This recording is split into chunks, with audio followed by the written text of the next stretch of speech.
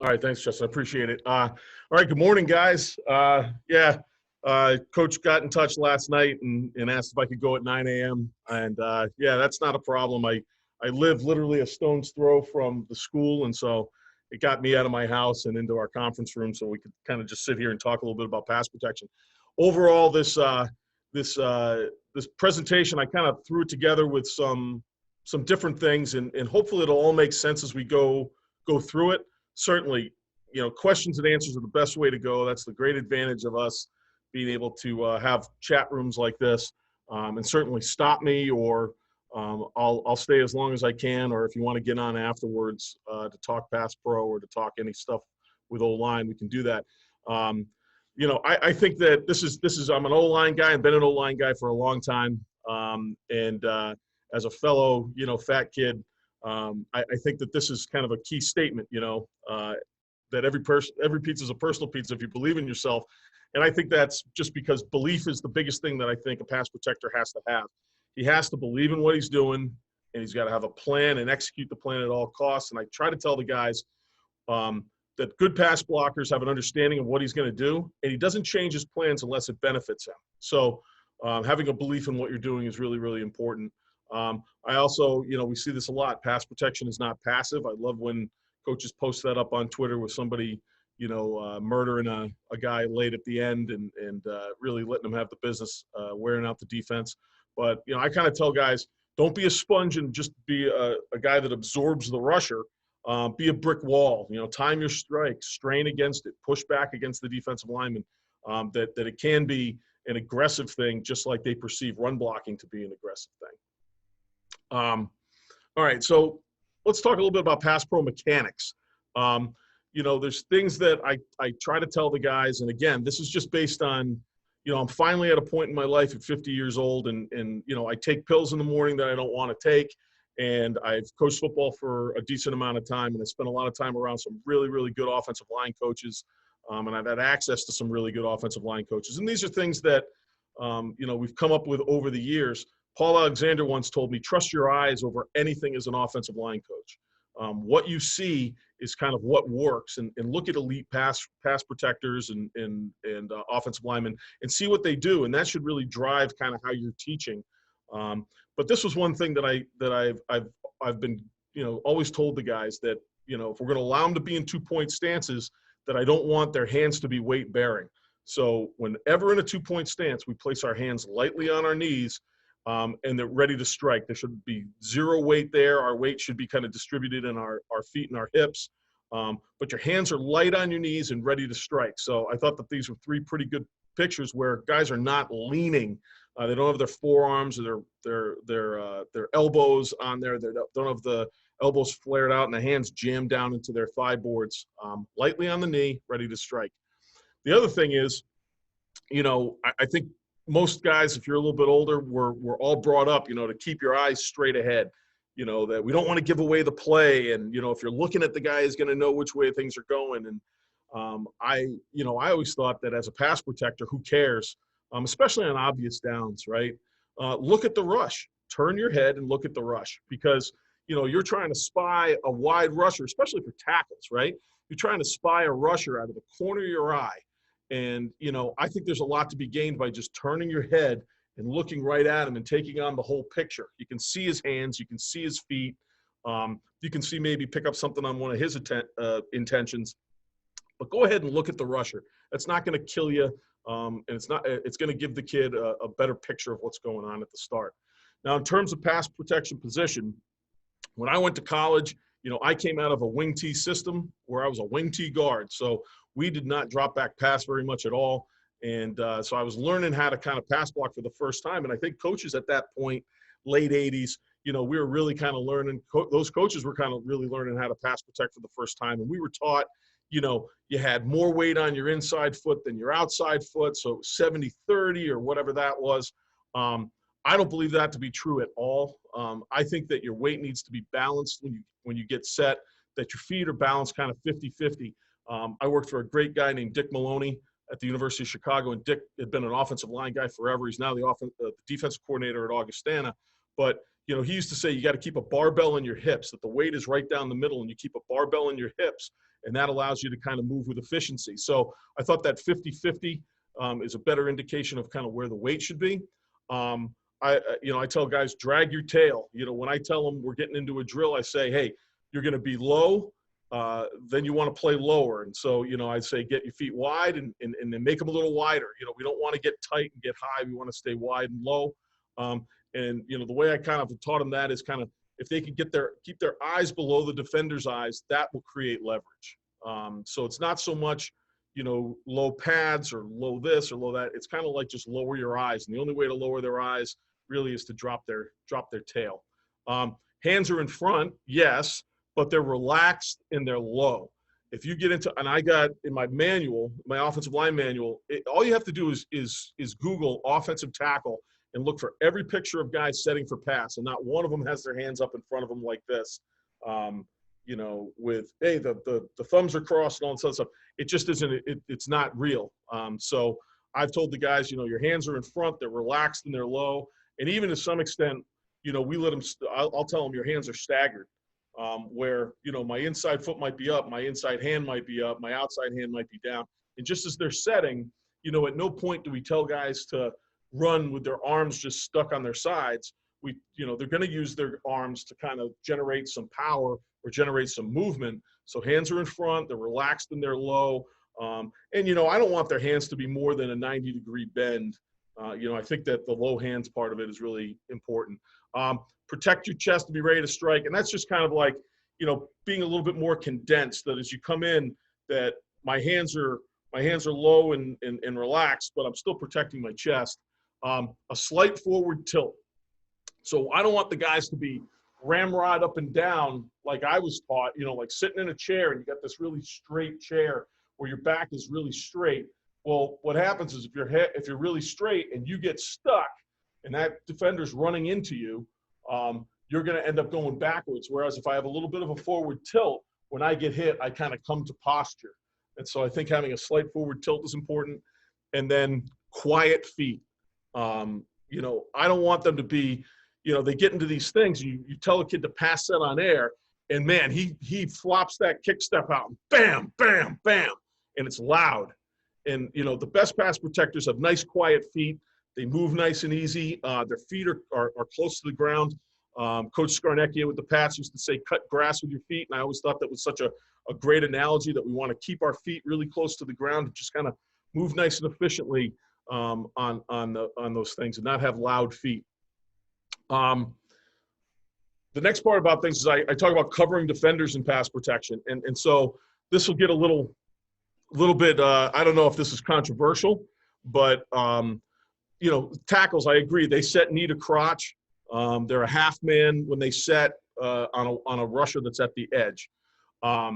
In terms of guards and centers, I think guards should set nose to nose. So if you're a guard with a 3 technique on you, I want that guard to cover that whole 3 technique up. I want them to be stripe to stripe, nose to nose. And that makes people nervous because they think you're going to overset the 3 technique and you're going to get past him and then give him an inside go. Well, my counter to that is, if I set nose to nose, I'm going to make him rush the entire man, not half a man. If he edges me and I set him short and he edges my shoulder, that's the closest way to get to the quarterback, is a quick turn right there, because you can't push him past the pocket at that point. And the other thing is, I'm setting him up. If I know that the danger area, the escape route, is to go inside, I can counter that in my mind as I'm setting. If I think that he might go inside, I can be prepared to club back against that and grab him. Because in general, if you cover him up and he goes out, you throw him out and you naturally widen the pocket. And I'm going to show you some things about my thoughts on pocket distribution and kind of pocket expansion, that if he goes out, I throw him out. If he rushes me hard, I'm in front of him and I grab him. If he tries to move back inside, well, I planned for that so that I can react back inside and stop his inside move. So I believe they should be nose to nose. I believe that centers should set middle, and that'll go into when I get into the like the mechanics of putting together a pass protection, plan. I believe the centers set middle. I don't want them to vacate the middle of the protection unless they absolutely have to. And I'll show you some film on that will hopefully make more sense. So how we cover defenders is very specific. and this is what the guys are going to hear from me all the time. Guard set nose to nose, tackle set knee to crotch, and the center's set in the middle. So here's an idea, right? So this is, obviously these are the pros, and there's a great picture of Smith here, worrying about an inside move. So he sets. There's the inside move. Now here's something that I tell the guys, because everybody's worried about inside moves. I tell them that it's okay to drop their post foot. All right, it's okay to drop that slightly on an inside move to get back in front of a defender. Now, if you ask, 10 offensive line coaches or 10 offensive linemen, what they were taught is that their inside post foot against the inside move, they would post it back into the line of scrimmage. And to me, I don't think that works. I think by the time that better athlete on defense has gone across the face, I think that if I step up, I'm going to be behind him. It's going to be hard to knock that guy back into the line of scrimmage on a pass protection move. So what I tell the guys, I tell them it's okay to drop their post to get back in front of the guy, to cover him back up. So if you think of it this way, at the very least, right, if I'm in this case, a left guard, and I drop my inside foot to get back in front of him, and I stay in this position, I'm just a right guard at that point. And I'm going to work to kind of work him flat at that point. In a best case scenario, I get back in front of him by dropping my post foot, but then I can drop my kick foot back as I move in front of him to stay in the same left-handed stance advantage. So here's a good picture, right? Because it's great to look at the pros. But here's a guy, it was a few years ago when I was the head coach at Bowdoin.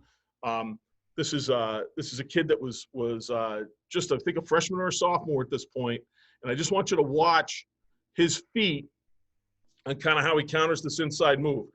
He's going to end up kind of setting to cover him and moving him out. He goes back inside, watch his inside foot. He's going to naturally drop that foot to get back in front of him, but he keeps his base and he widens him back up. That to me is not a sin. And I think if you allow him to do it or watch him do it, if you watch what your guys really do, they do that. And so I coach them to do that. But it's all in the effort of flattening a defender out back to the inside, keeping him covered up, and keeping the pocket integrity so that it's not collapsing in the quarterback's face. I know Paul Alexander talks a lot about this. I spent a lot of time with Paul. We used to do Midwest lineman camp when I was at Illinois Wesleyan, and he talks a lot about high hand, low hand. And I think this is true. The direction that the rush is going, if he's going outside, your outside hand is high and your inside hand is low. If he comes back to the inside, those hands would then switch. And so, this is him just working some guys out before the draft. But I think that's kind of a great picture, right? As your hands are going, you're trying to stop that outside rush with your outside hand, but then you have a control with the inside hand to strike them lower. I think sometimes when you throw two hands, into the center of the chest, unless the guy is dead in front of you, you're going to pull yourself forward and you're going to pull your hips forward and be off balance. But I think if you're going like independent hands, and it looks like there's two going there, but I think the best pass blocking strikes are probably 1-2. They're just done very, very quickly. So, that's kind of an idea that I've kind of tried to share with some of the guys. Now, I was telling Justin before, I've got one guard who is a warrior. He's 5'10". He's 225 pounds. He's probably going to be a Division III defensive lineman. With him, I just want him to cover the guy up as best he can, throw his hands and get in a battle because he's a weight room kid. He's pretty strong. My left guard is got long arms. He's 6'3". He's 285. He's a Division I AA type prospect, Ivy League, Patriot League type kid. With him, I can teach him a little bit more about use of independent hands. So depending on the kid, that's something that we might teach. Now, when I talk about centers setting middle, I think that this is kind of an important thing. Even on half slide protection, which I'll kind of cover there today, I believe that the center should set in the middle. One great line that I picked up along the line some way, maybe it was at a cool clinic, maybe it was talking to somebody, was that you don't have to leave the middle to look over there.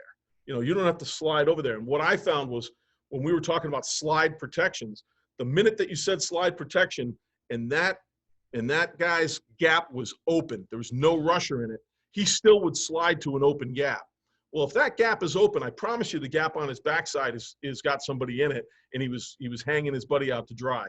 So we talk a lot of the centers of setting in the middle and not leaving until they have to. So even though they might be technically turning or sliding to that open gap, they're going to turn their head, but they're going to keep their presence in the middle. Certainly when we have an uncovered center with, you know, a 2-eye on one side and a 3 on the other, he is going to set into the middle of the protection. He's going to hold the integrity of the protection there, because as his eyes go, if he has an open gap, he's probably got a linebacker as a responsibility in his mind. So, you know, he doesn't want to go running on over there. He wants to kind of hold on and help his buddies. So again, here's, you know, if we go back here, here's a little picture of, you know, the pros, right? Here's the center setting middle. You know, it's a turn protection that way, but he's setting middle, so he's holding, he's A-gap responsible. I love that thing. You got 2 great hits here, right? The guard really knocks the snot out of 51, and the center gets a chance to be aggressive. But here again, here's Division III. Here's my freshman center, you know, or it might be a sophomore center at this point, setting middle. Whoops, sorry guys. There we go. So just here's Monty kind of setting in the middle. He slides a little bit further out, but the point would be that he has a threat there. So he steps to his threat, the threat drops out, he sets back to the middle and looks to help. So he's actually helping back against where he should be, because the back is cross protecting, but he's really kind of looking to where he's supposed to be in his slide. He realizes that he's got no threat there. If he stays in the middle, he can actually rock back and help, even to a man side of the protection, which I'll talk about helping your buddies out. So overall protection objectives are to be really strong up the middle, that the center's going to set middle. You don't have to leave to look. Centers and guards have got to be a brick wall. They're keeping people out of the quarterback's face and away from the quarterback's feet. Right? So we tell them no one in his face, no one at his feet, coming up those A and B gap areas. When we talk about pass protection, I'll show you this. We talk about the pocket really being more like a dish than a mug or a cup. And I got that from Bill Callahan, that we want to try to expand and stretch the dish and widen rushers as much as possible to create throwing lanes and escape lanes for our quarterback. All right, the better that he can see things to throw through and he's not having to throw over, that's good for us, especially if you have a short quarterback. And then to provide help wherever and whenever we can. So we're kind of gap schemish in our offense. So I wanted to kind of have the guys have that same kind of create double teams mentality wherever we can. So we're going to create double teams, and we're going to try to wear out the defensive line in the pass rush by kind of double teaming them or finding a hit on them late, something to wear them out. You know, this is a big topic in pass protection, is knowing where the spot is. You know, I think it's the way that the best way I can describe it is the spot is the junction point between the outside foot of the rusher and the back foot of the quarterback at the end of his drop. So, you know, we tell them, like, when I was coaching college football, it was more like you could coach the guys up on, like, hey, you know, that 10% of the time when the inside foot is back is something coming different, like we talk about that. High school, I don't really have a lot of time with it, but I do try to show the guys this, that we're going to pre-snap the stance and the width of the rusher, but we're going to post-snap the shoulders of the rusher, and that's a whole other conversation, shoulder reads. Paul Alexander does a great thing on shoulder reads. But here's a picture that I show the guys, right? So there's a common misconception that a wide rusher equals a wide junction or spot that you really got to go out there and get there. And I think tackles get in trouble when they immediately go to, like, taking 3 kicks. I think if you take 2 and lag and then continue, you're going to have a better chance of being successful. So as you can see in the picture, right, the tackle's outside foot in this picture, if I draw a straight line from the back foot of the rusher, right, so you got an inside foot back and you got an outside foot back, but I'm guessing that I'm just going to say that he's going to throw it from about 7 or 8 yards deep, and I draw a straight line. That's the closest distance, right? Where's my junction point? I want to put myself on that line. Well, you can see it's not that far, right? And and they change. And this is like a perfect world. I'm drawing pictures, but it's my point to the guys to realize, for the tackles, to get them to calm down and realize how far they don't have to go. You know, and it's generally a couple of kicks. It's probably just like 2, lag, hold on, and then figure the rest of it out, because at that point the defense is going to declare itself. But I tell the guys, realize how far you don't have to go. The distances aren't as great as you think they are to be a good pass protector. And if you make them run through you, at the very least, if you get run over slowly, we're going to be successful. So here we go. Mugs and cups and saucers, right?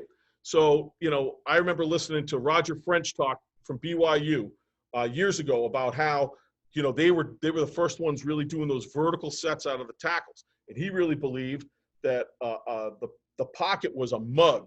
The guards and centers were up there and the tackles dropped straight back and it created a mug, right? And then most of us have heard that it's a cup. It's the protection's a cup where the sides are rounded a little bit, right? The top is still kind of tight to the line of scrimmage, but those tackles are a little bit more of an arc, right? I heard Bill Callahan call it a saucer, and it made a lot of sense, or a plate. Like if you lay it down and I stopped this, at this point in the film, and I tried to figure out what that was with a shape by putting that circle down, and there it is. I think that the best pockets are saucers where, we're expanding the pocket and we're working guys wide away from the quarterback. We don't want to be going straight back because that's keeping it close to the quarterback. And at any point in time when I can push back and widen guys out, I want to widen them. And that just creates nice passing lanes there. Of course, they've dropped some guys out here. They're in a 3-man rush, but it gives it kind of a perfect example. But the tackles are kind of my example there, that things are really expanding my center setting middle. So that's just my thought on that. It's my 2 cents. I think it's something neat to look at. But I think it's true too that if we build the brick wall at the line of scrimmage, that's going to be on those more horizontal parts of the saucer. And then if our tackles work hard to expand the rushers and keep them away from the quarterback, we'll get that rounded part of the saucer out at the end. All right, so let's put it into a half-turn protection. So we've gone to almost using this exclusively as our pass protection. I do have a full turn because I think at the high school level, if you've got a 225-pound back, he might be bigger than the defensive end that you're facing. If you think that's a good matchup and you want to go 6-man protection and put your back on him, that's great. At the college level, I didn't want my back taking any unnecessary hits. So even in quick pass protection, we were half turn. So we'd use this in empty, where the quarterback, any blitz makes it hot. We'd use this with traditional 6-man drop back pass, where it's going to be a little bit more. It's not as aggressive, I guess is the way to put it, but the back is still reading inside out for his two linebackers. And then, if we do it with quick pass protection, we would just tell the guys to tighten it up, and they're going to jump guys more. And really, the centers and guards are the same no matter what. It's really kind of how the tackles are going to play their edges based on the launch point of the quarterback. So just like most half-turn protections, I've heard people call it half slide. I took slide out because I didn't want the guys moving. I said, if I said turn, I could tell them, hey, just turn your head. And that was kind of solving some of that sliding to open air. But a me call is made by the uncovered offensive lineman. The center cannot allow a backside nose to cross his face from the zone side to the man side. If he does, he owns him because he becomes a man rusher. Never block air. If there's no threat to your gap, help on the nearest threat to the quarterback. And that's part of our philosophy of helping out and providing help to both the man and the zone side. The man side must communicate twists. So you're calling those things out because you guys are working independently but together. A quarterback has to know the fire throw location. So again, like letting them know that, hey, this is a hot protection or this is not a hot protection. Protect the gap with the body and have eyes to the nearest threat from the zone side. So that's kind of just keeping your body in there, but really using your eyes to see what the best threat is or where you might have to go. When we go under center, which is very rare, I don't think I did it this year, but we have been under center before. The center would make a squeeze call, and this is a little bit philosophical that I want the guard to take an A-gap, threat, And even if I have to put my running back on a 3 technique every now and then, it doesn't happen often, but it's only when this quarterback's under center, so we won't worry about that today. I can certainly talk to you about that if you want later. And we can tag players to add them into the protection to make it a 7-man protection or a 6.5 with a check or a stay call with the tight end or a fullback or another halfback, whatever it might be if you're in a 2-back set. So here's your basic half-turn protection versus over. And I'll go quick through this because I think a lot of us understand this. But it'll help make sense on, when I talk about how we help both of the sides to get them an extra little bump. So the open gap there, if all these protections are set to the right. So if we're calling this right protection and my tackle and the guard are both covered in their outside gap, that creates the open gap. In the A gap, the center is the me man. He calls me because he's going to be making the turn. All right. And the running back knows that I'm going to read the mic to the Sam. So that creates your man side, creates your zone side, and it splits from the open gap. So there's just a picture from the film of what it would look like. The guard is covered. The guard is covered by the 3 technique here. Tackle's covered here by this wide 5. And then our running back here is going to be reading inside out on these 2. So he's inside out to his route. On the backside here, the center has the A gap, the guard has the B gap, and the tackle has the C gap. And you can see this guy's pretty thick. He's almost just head up like a 2. So our center's going to be aware of that, but he is not going to go running over there. He's going to set middle, and then he would react. That way, no matter where this guy goes, we're in a position to protect him and still have our gaps, because the way that they're lined up here, he's probably thinking something's happening out here. He's thinking, oh, something's coming. But they don't just want to go over there and jump it and have something cross their face. All right, versus an under. So flip it the other way. 3 technique is now to the zone side. That makes the open gap on the play side. Again, if this is a right protection, the right side B. So that says that the guard is now going to be the turn man. He's going to say me, and the right guard starts to turn with the tackle now being the only one on the man side, blocking the defensive end, and the back reading the mic to the Sam. So again, here's the picture. Now this would be like if we're setting the protection left. They've only got a 3 linebacker set. So our running back, because we can handle the mic in these turns, he's now going to check here, and then he would be out to his pass protection or his pass route responsibility. But 72 here is going to have the defensive end man-to-man. 53 is going to set nose-to-nose on that inside man. The center will set vertical in the middle and help here a little bit. You'll see how we do that. Guard has the 3, guard has the B, tackle has the C. So pretty simple. And then as we get into odds, if we set the protection this way, the open gap is, again, the turn is going to start with the guard, with the right guard on a right protection.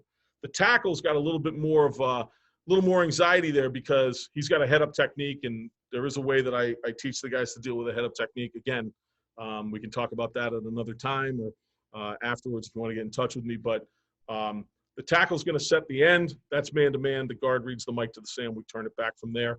Now, because of that problem, right, if the Sam linebacker walked up, it creates problems because all of a sudden now you're forcing the running back to block maybe one of their better rushers.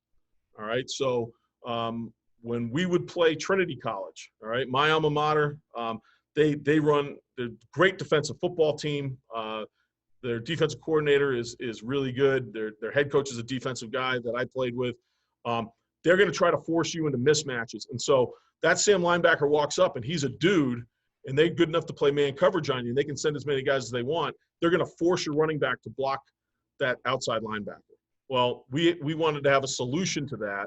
So whenever we would kind of see, here's the half protection against the odd, but whenever we would see that where the Sam walked up and he was a threat, and we thought we thought there was going to be a combination with 2 good pass rushers coming off the edge and putting our back in a bad spot, we would make a Gilligan call. Now, it's called Gilligan because the center's it puts the center on an island.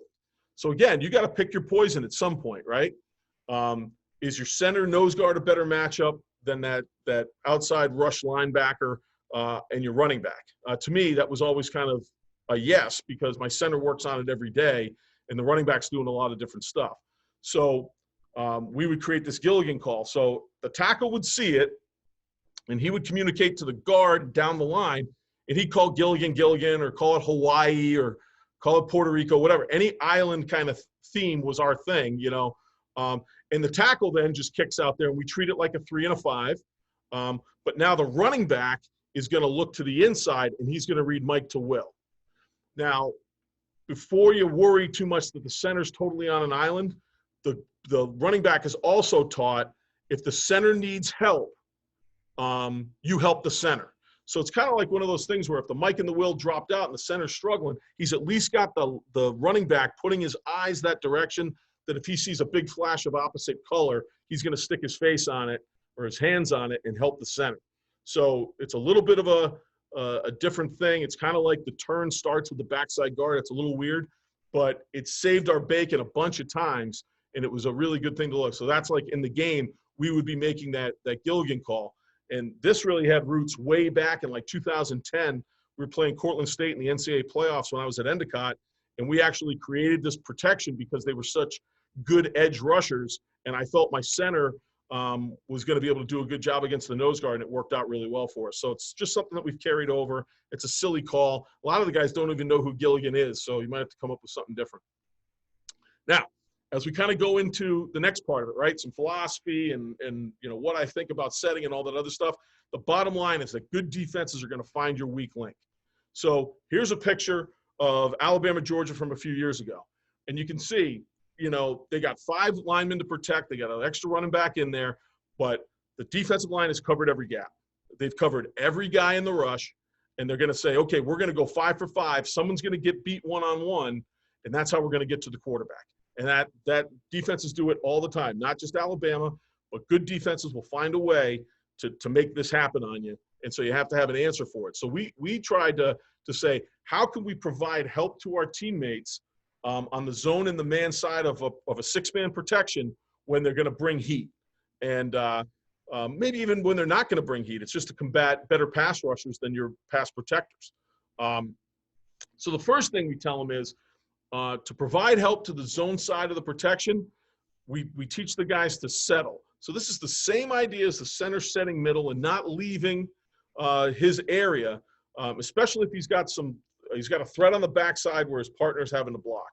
So in this case, I drew up this kind of picture here that if we're sliding away, we're turning to the right, I don't want that guard because his gap is uncovered. I don't want him just popping out to the B gap. I want him to settle back. So a settle set is he's going to go straight back. It's kind of like inside foot goes straight back, outside foot goes straight back, and he just kind of sits down, throwing his hand inside and throwing his eyes outside. And he holds that space to help the center. That allows the center to kind of get set, to get onto his guy in the turn because he's got a shade or whatever. But he knows I can snap the ball, I can get back into my pass protection, I can get onto this nose guard, but I know I can sit heavy on him. I don't have to rush over there and get cross-faced because my guard is going to help. If the B gap was covered, it'd be different. We'd all have to go. But if we're going to provide help, that's the first way we tell the guys to provide help, is to learn how to settle. So the guard settles in this situation. So the second way is what we talked about earlier, is making sure that the center understands that he doesn't have to leave to go over there. He's A gap protected, but maybe on the backside, that backside nose guard here, you know, if he goes jamming into the A gap and our guard misses him because he's in the man side, that's right to the quarterback. So we tell the center, set middle, help the man side by throwing your hand out there, but then you're also helping to the zone side because you can look over and see what's going on with that 3 technique. So if that 3 technique crossed the guard's nose quick, yeah, that's your gap, but you're also in a position to help on the backside. So this picture here kind of illustrates it pretty well. So we want him to set in the middle, and then he's going to figure out where he needs to go. His protection responsibility might be to help out with 96, but he can set back and still help on 93, even though that's the man side of the protection. So just another way to help your buddies in protection. Here's again, this is the same thing. It's kind of scanning to the zone side of the protection by the center that he can post the nose guard and work backwards. So again, these are all the same ideas. It's not leaving. You can see 72. It's not a great picture, I know, but 70's setting down because he has to, because that's the man side. He's the turn, but I don't have to leave right away. I can kind of help. 70 and 72 can help each other out before he's got to leave to go help somebody, maybe have to help somebody out or block his protection responsibility.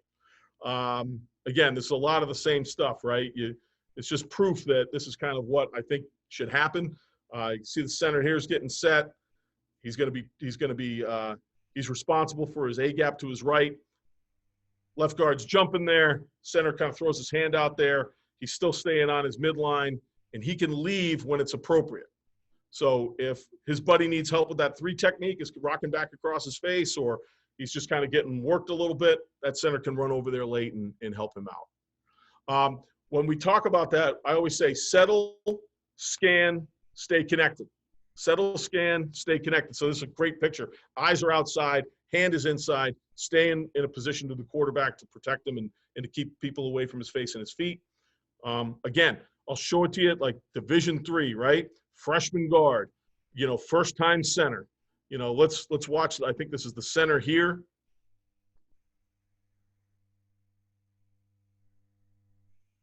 So the turn, and he's hanging right in there. And then once he realizes that there's no threat to his gap, he just rocks back on it and helps that freshman guard. Freshman guard's trying to set nose to nose. He's throwing it all in there against a real good player. Now at least we're going to get 1.5 guys on that all-conference D lineman, and be able to hang in there and provide a good pocket. Here again, here's that freshman guard, right? Same game. Freshman guard now. He's going to have to be the guy that settles and hangs on. We're turning to the left, we're turning to the right. So we got to make sure that we're in the right position. So there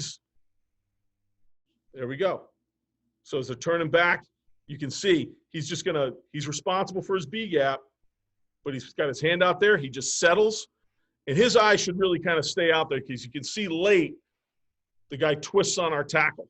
And that's where we want to come over there and help him out. So settle, scan, and stay connected.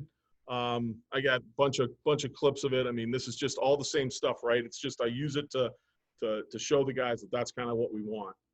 So you can see there, you got a twist happening here. Against 75, 61 staying in the cloud, kind of staying in that area and settling up and working back to the outside.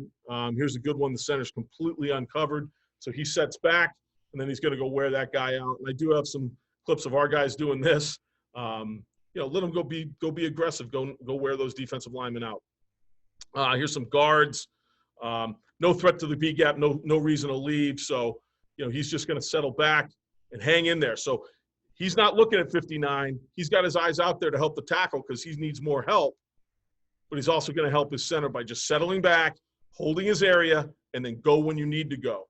Thought that was pretty good. All right, so other ways to help the man side now. So when you get the man side and they're messing with you and it's one-on-ones, this is where it gets kind of tough. Yeah, we talk about fighting twists and all that other stuff, but this is just how do you stop some basic stuff and give you guys a little bit of help or help wear a defensive lineman out.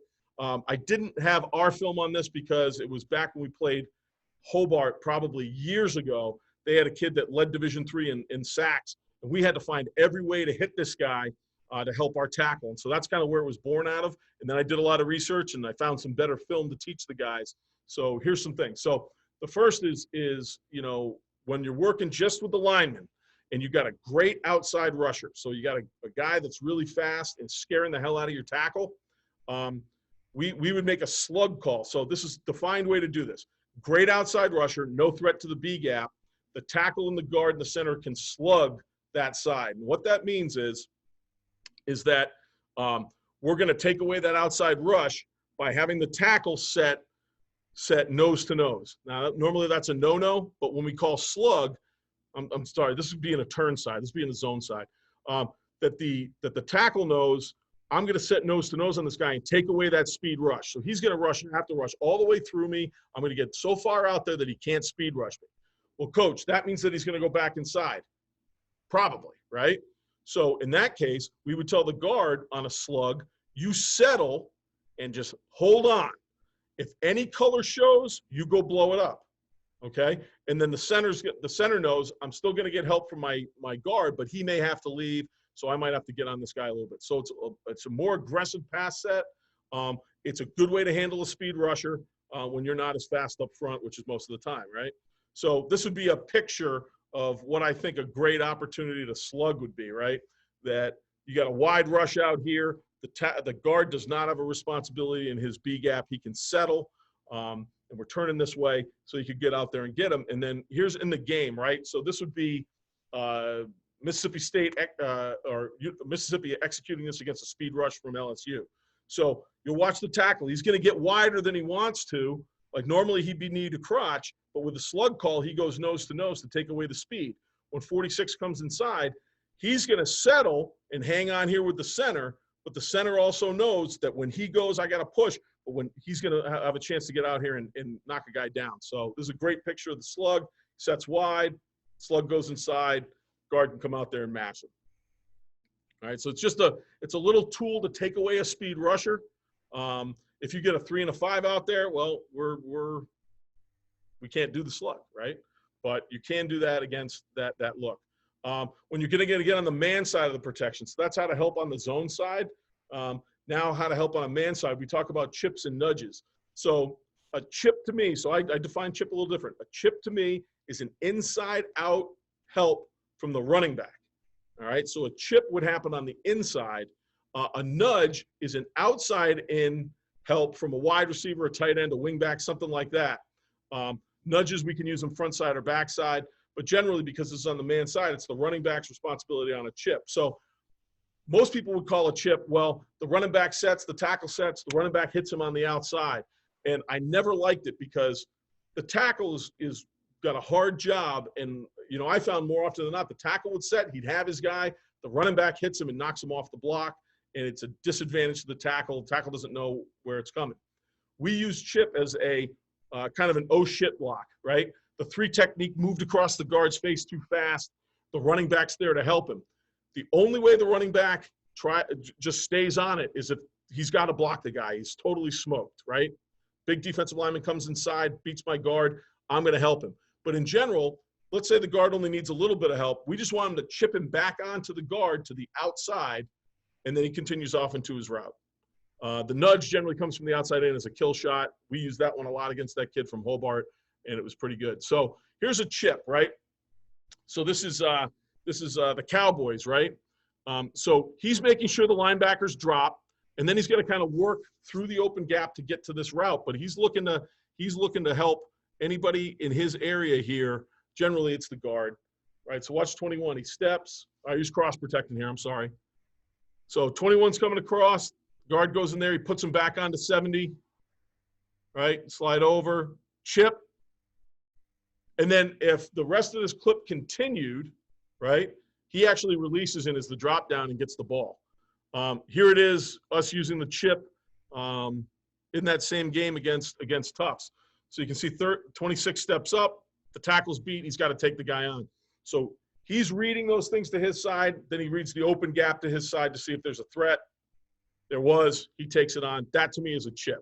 So it's a way to kind of continue to help on the man side when your tackle might be, or your guard might be overwhelmed. Nudges are great.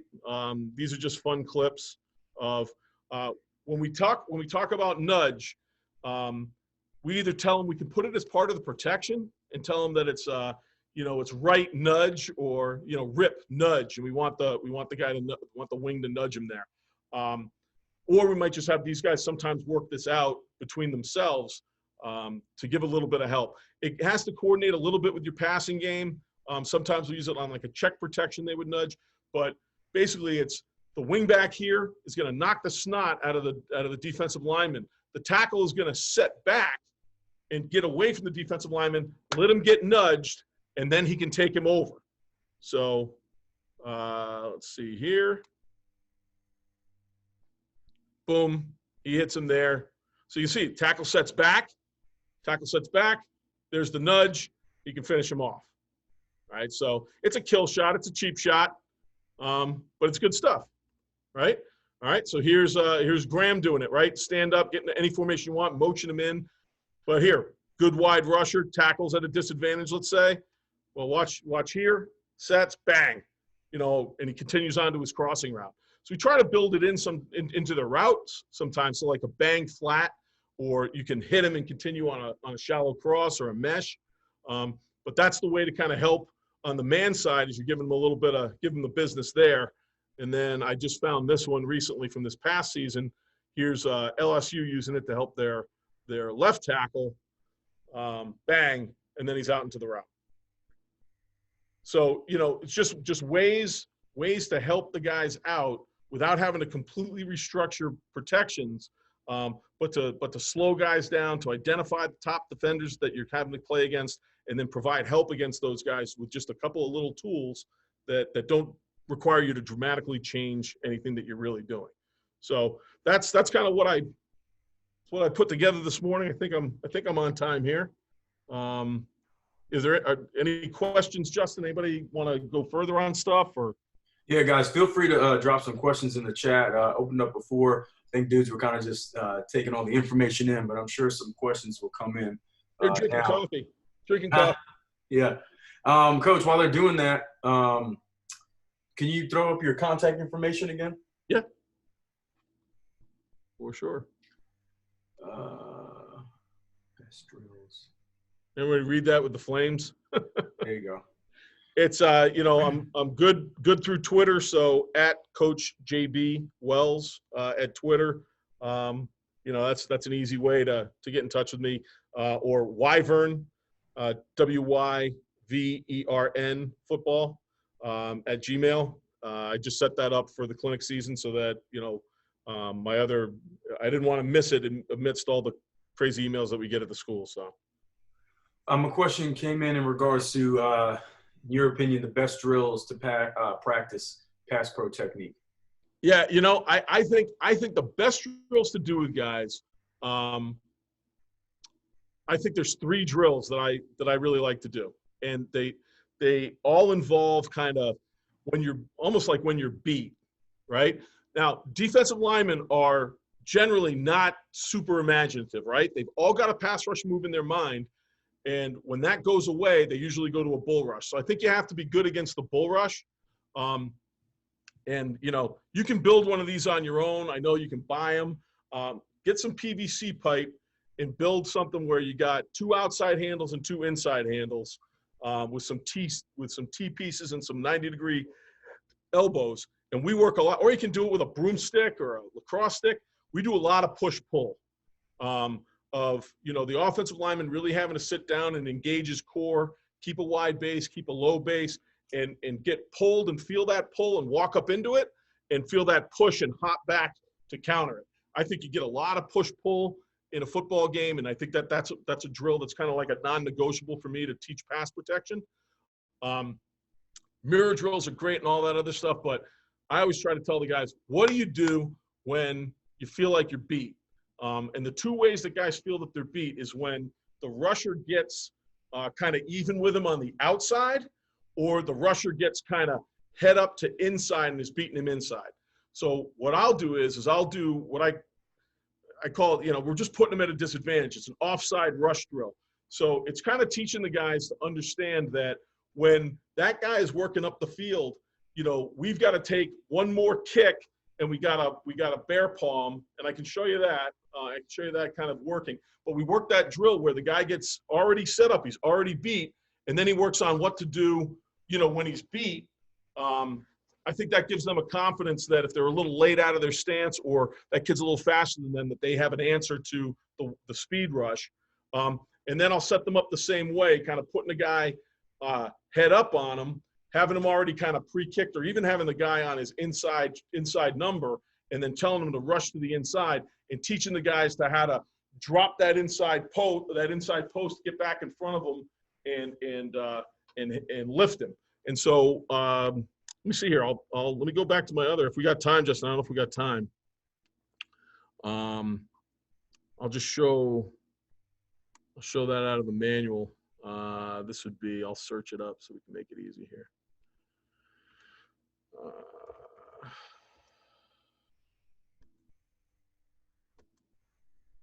All right, so, I call this solid hands. Again, I stole this Paul Alexander stuff. When you get a shoulder read, which is a guy on the outside, we want to use a big solid hand to stop the guy, and this is what it looks like. So in both of these situations, you're going to have guys that are rushing our left tackle here hard off the outside. I just want you to watch what he does. He takes one more kick, and he's going to take his outside hand in a kind of quick circle and puts it, boom, on the guy's outside, tries to get it to the guy's outside shoulder pad, and then he follows with his inside hand. We will literally tie the guys up like that, tell them to go, and the tackle's got to get another kick in and get back and whack, hit the guy hard with like a big hand. It's almost like a clothesline in wrestling, right? Pro wrestling, not regular wrestling, pro wrestling. Bam! And then he can kind of use that second hand to get in there. Here's another picture of it, of him kind of kicking out, realizes the rush, and then he's going to throw that hand. So just watch he gets another, he realizes it, he gets another kick, and he throws that hand wide, and then the inside hand comes to control the inside rush. So he kick, oh shit, put my hand on that outside bang. So those are things, Justin, that I think I've done with the guys, working push-pull, working offside rush drill, working inside rush drill, that I think make the guys better pass protectors, because we're all going to teach the same thing. We're going to teach them to set. We're going to teach them to get in the right spots and all that other stuff. But what do? You got to give the guys tools for when it all breaks down, because it's going to go wrong. And so those would be three things that I do with the guys all the time, because then I at least develops a confidence in them that if I do get beat, I know how to stop it. Absolutely. No, I think that's really important. I like that last technique as well. A few more questions here, Coach, that came in. When you're vertically setting, are you telling them to drop straight back, inside out, or outside in? We only truly vertically set when you're getting like a really wide guy to where it's to your advantage just to buy time. Generally, I don't vertical set them. I try to stay like, I use the ABC, right? That an A, an angle A is about 25, 30 degrees. Angle B is the traditional 45. And then anything deeper than that is an angle C. We're never going 90. We're not a dyed-in-the-wool air raid kind of, vertical set in terms of that. I'd say anytime I'm setting on somebody that's outside me and I'm an offensive tackle, I'm thinking I want to be knee to crotch. That's just kind of how I've thought. So even if a guy's real wide, as long as I stay as square as I can, take 2 kicks on the 45 and then lag. Lag makes it sound like you stop. It's just kind of a boom, boom kind of, and then you kind of continue. There's that little breath. So I stay inside out on that whenever I'm working outside on a rusher with a tackle. In half turn, how can you determine what side is half turn and what side is man? And do you switch half turn sides if you see a blitz coming on your side? Will we switch the protection, I guess is? Yeah, I'm assuming so. Yes, sir. Yeah. We used to carry a lot more protections. We carried some man stuff. We carried this. We carried that. I have given the quarterback in the past the ability to switch the protection. So if we get up there and let's call it just rip and Liz, right? Let's say we're in a rip protection. And the quarterback gets up there and goes, wow, the blitz is coming from the right. I want to get my zone side going that way. Could he get up there and say, hey, easy, easy, easy, rip, and change the protection? We've done that. But in general, I think the best thing that we do is teach the guys to stay in the protection and teach the quarterback to get the ball out of his hands. I know that's saying a lot, but I think in high school we live in a lot of quick throw world. I think we've gotten exponentially better over the years at throwing RPOs and all this other stuff. So to throw a hot throw like we did back in the day shouldn't be a big deal. We did a lot of stuff with our quarterback when we do blitz pickup. We always would incorporate the inside receivers when we did blitz pickup. So, the inside receiver would come down, maybe that's the slot that you're really training, or a tight end or whatever. And we'd run the blitzes and let him see how he has to, be the sight adjust. And I think that was more valuable to us than flipping a protection, because if they're bringing pressure, it's going to be man anyway. And so that route you called might be a great zone beater, but if they're bringing man, what difference does it make? Let's get the ball out of our hands now and just make sure that our line doesn't screw anything up. Because the only time you really get problems, and this kind of goes into like punt protection and things that we kind of work on. The only time you get a blocked punt really is when somebody goes the wrong way. You're going to get sacked if somebody goes the wrong way. So I don't like changing the protection with my high school guys just because someone's going to miss the memo. And if the guard that's supposed to turn doesn't turn, it's the guys in the quarterback's lap, and we got a 0 play or a loss. Rather than just saying, stick with it. Everybody gets their guys. The quarterback knows who's loose, and then he can be responsible for that and get the ball out of his hands. Absolutely. Actually, to kind of you brought up the slot receiver. A question was asked, do you ever factor in the slot receiver blocking in regards to the run game when RPO is not in play? In the run game? Yeah, for years, my slot receiver was like we were a one back, one tight end team, 3 wide receivers. And I had these like little slot receivers, little guys, Mike Fimiani, run under the desk without bending over. Little guys that but tough as nails. We had another guy, Jimmy Nugent. Jimmy's an offensive coordinator at a high school up in New York now. And Jimmy was one of the toughest guys I ever coached. I used to joke around, the slot receivers are fullback. So I would have them cutting off backside defensive ends. I'd have them digging out linebackers. Yeah.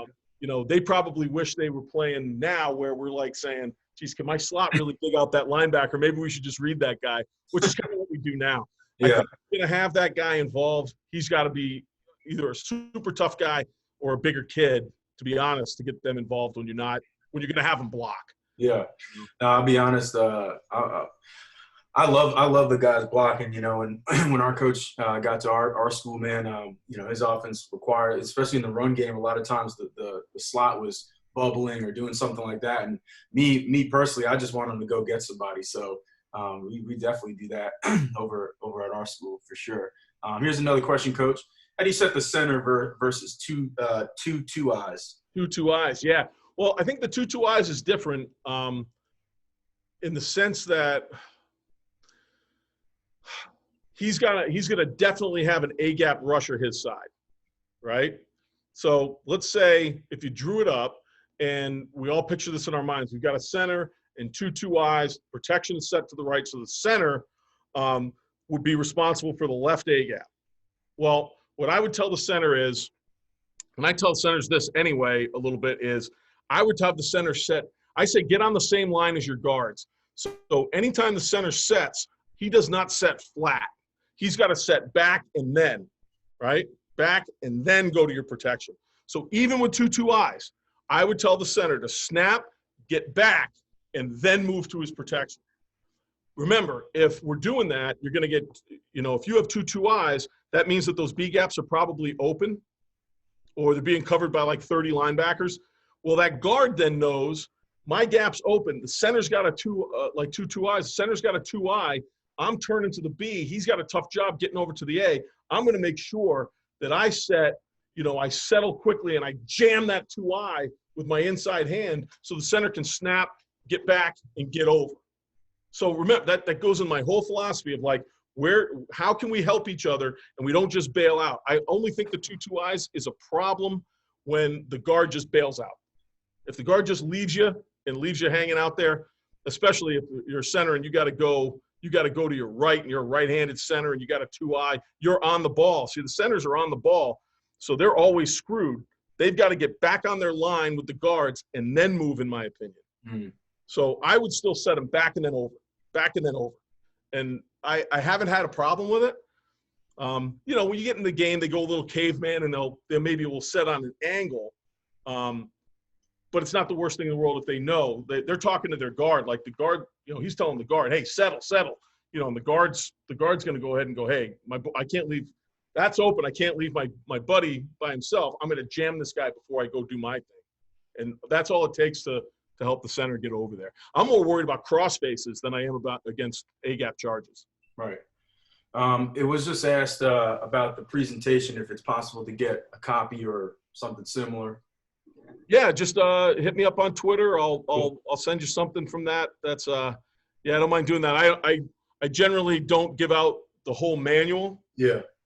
Just because that is like years of my life. You know, it's a lot of work that goes in that, but like when I put together something like this that's pretty specific, yeah, I don't mind sharing that. I'll get it to you somehow. Yeah, Coach, I'm going to hit you up about it too, because I definitely want my Well, you might have earned the whole match with all the work you're doing. I think well, you might have earned whatever, the whole match, Justin. whatever you're willing to share. I would like my our O-line coach to see this. I don't think he was here in this one this morning.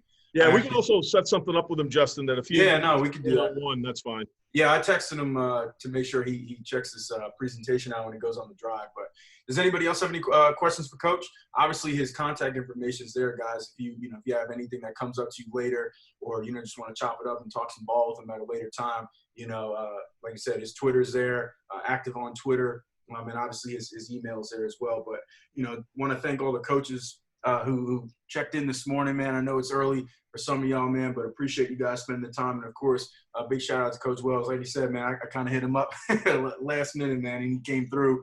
And it's awesome, man. So I really appreciate you for doing that, Coach, for sure. We're going nowhere, Justin. I got nothing but time. So and I wanted you to get out and walk in the snow a little bit. Yeah, I mean, honest to God, I showed it to Justin earlier. Like, this is Connecticut, man. Connecticut. Why is there snow on the ground? No, that's awesome, guys. That's awesome.